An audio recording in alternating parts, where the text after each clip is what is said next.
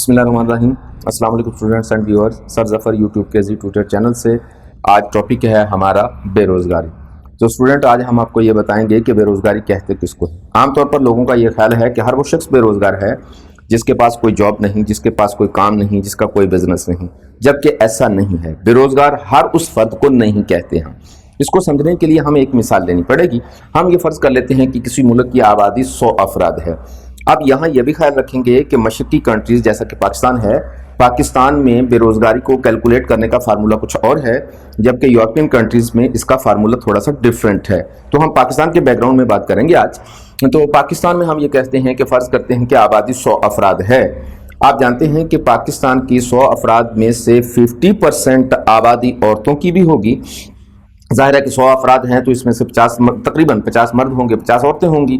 تو ہم جانتے ہیں کہ پاکستان جیسے مشرقی ملک میں عورتوں کو عام طور پر جاب کرنے کی اجازت نہیں دی جاتی۔ شہروں میں کہیں نہ کہیں اجازت ہے، اور شہروں کی آبادی کتنی ہے؟ زیادہ سے زیادہ 30% پاکستان میں۔ اب 70% آبادی جو ہے وہ دیہاتوں کی ہے، اس میں سے تو آدھی عورتیں ایسی ہیں جن کو کام کرنے کی اجازت نہیں ملتی، اور شہروں میں بھی بہت کم ملتی ہے۔ تو ہم فرض کر لیتے ہیں کہ 100 افراد میں سے 50 خواتین ہیں جس کو کام کرنے کی اجازت ہی نہیں ہے، لہٰذا ہماری آبادی میں سے جب ہم روزگار کو کیلکولیٹ کرتے ہیں تو وہ ایسے آٹومیٹکلی مائنس ہو جائیں گی۔ تو 100 افراد میں سے 50 عورتوں کو ہم نے مائنس کر دیا، پیچھے کام کرنے والے جو مرد حضرات ہیں وہ رہ گئے 50 افراد۔ اب یہ 50 افراد مردوں کی آبادی میں چھوٹے بچے بھی شامل ہیں، بزرگ بھی شامل ہیں۔ اب ظاہر ہے جو اسکول گوئنگ اسٹوڈنٹس ہیں یا جو چھوٹے چھوٹے شیرخوار بچے ہیں وہ تو کام نہیں کریں گے۔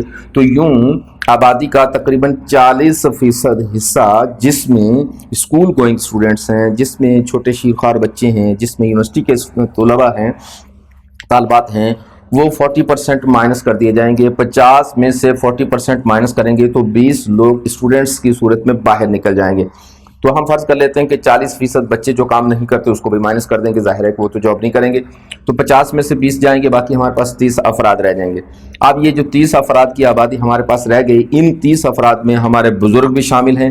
تقریباً ہم بزرگ اور معذور افراد دونوں کو 8% اگر کیلکولیٹ کر لیتے ہیں، ہم فرض کر لیتے ہیں کہ کسی معاشرے میں بزرگوں کی تعداد اور وہ لوگ جو کام کرنے کے قابل نہیں ہے، کسی نہ کسی معذوری کا شکار ہیں، ان کی آبادی 8% ہے۔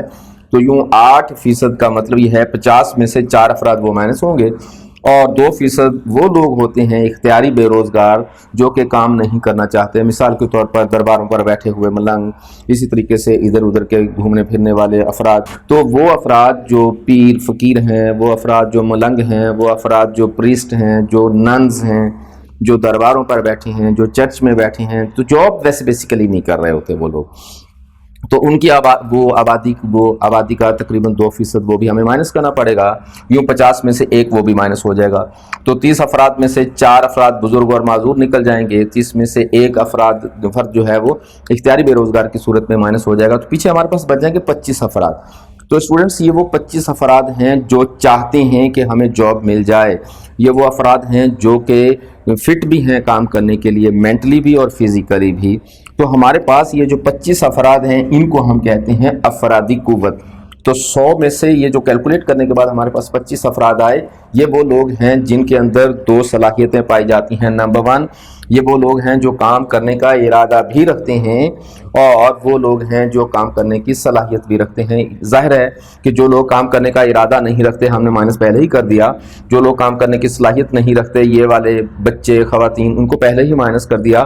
تو یہ خالص افراد وہ ہیں جو کہ کام کرنے کے لیے تیار بیٹھے ہیں، اور کام کرنے کے لیے پوری طرح یہ فٹ بھی ہیں، مینٹلی بھی اور فزیکلی بھی۔ تو یہ افراد جو ہیں ہمارے افرادی قوت کہلاتے ہیں۔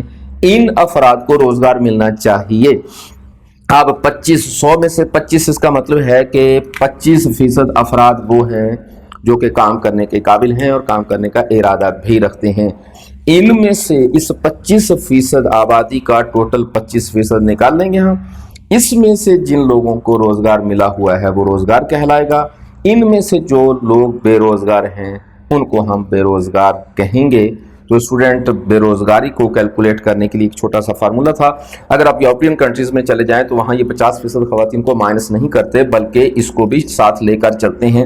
یوں افرادی قوت یورپین کنٹریز میں پاکستان جیسے ملکوں سے زیادہ ہے، اس لیے وہ لوگ تھوڑا سا آگے بھی ہیں۔ ظاہر ہے ان کی خواتین بھی شانہ بشانہ کام کر رہی ہیں، جبکہ پاکستان میں خواتین کو کام کرنے کی اتنی زیادہ اجازت نہیں ہوتی۔ تو اسٹوڈنٹ انشاءاللہ تعالی العزیز اگلی ویڈیو میں ہم یہ بتائیں گے کہ بے روزگاری کی اقسام کیا ہوتی ہیں۔ تو حاضر ہوں گے اگلی ویڈیو کے ساتھ، اپنا خیال رکھیے گا، ہماری ویڈیو کو ضرور سبسکرائب کیجیے گا، بیل کا بٹن ضرور دبا دیجیے کریں، اور اپنا خیال رکھنے کے ساتھ ساتھ ہماری ویڈیو کو شیئر کیجیے گا، لائک کیجیے گا، اور اپنے کامنٹس ضرور بھیجیے گا۔ بہت شکریہ، والسلام۔